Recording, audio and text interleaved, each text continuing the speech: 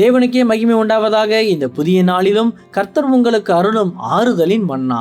தனிமையில் தவிக்கும் உனக்கு நானே அடைக்கலமாயிருந்து உன்னை அரவணைத்து விடுவித்து பாதுகாப்பேன். சங்கீதம் 57:1.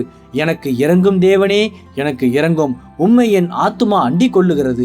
கிறிஸ்துவுக்கு பிரியமானவர்களே, உங்கள் வாழ்க்கையின் நெருக்கடியான காலங்களில் உங்கள் சொந்த குடும்பத்தாரின் எவ்வித ஆதரவும் கூட கிடைக்காமல் மிகுந்த மனசோர்வடைந்து திக்கற்று கண்ணீரோடு நிற்கிறீர்களா?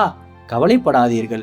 எனக்கு இறங்கும் தேவனே, எனக்கு இறங்கும், உம்மை என் ஆத்துமா அண்டிக் கொள்ளுகிறது என தாவீதை போல முழுமையாக நம்பி கூப்பிடும்போது கர்த்தர் உங்களை அரவணைத்து காப்பார்.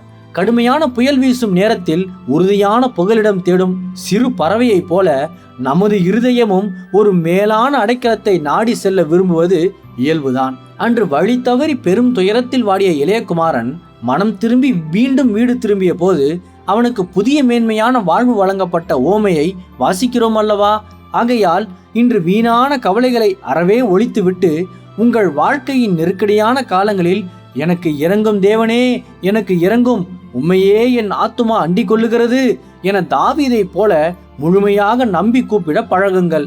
அப்போது கர்த்தரே உங்களை ஆதரித்து விடுவித்து பாதுகாத்து உயர்த்துவார். கர்த்தர் தாமே இந்த வார்த்தைகள் மூலமாக இன்று உங்களை ஆறுதல் படுத்தி ஆசீர்வதிப்பாராக. ஆமேன். அல்லேலுயா. ஜெபிப்போம். என் அன்புள்ள பரிசுத்த பரலோக பிதாவே, இந்த புதிய நாளுக்காக உமக்கு ஸ்தோத்திரம். உன்னத அடைக்கலமே, இன்று தனிமையில் தவிக்கும் எனக்கு நீரே அடைக்கலமாய் இருந்து என்னை அரவணைத்து விடுவித்து பாதுகாத்தருளும். இன்று பிறந்தநாள் திருமண நாள் கொண்டாடும் உமது பிள்ளைகளின் இந்த புதிய ஆண்டை உமது நன்மை கிருபையால் முடிசூட்டி ஆசீர்வதியும். பிதாவே, இயேசுவின் வருகையில் நான் அவரோடு எடுத்துக்கொள்ளப்படும்படி என்னை தகுதிப்படுத்தும், தயார்படுத்தும். இயேசுவின் நாமத்தில் ஜெபிக்கிறேன் எங்கள் நல்ல பிதாவே. ஆமேன். மாரநாதா.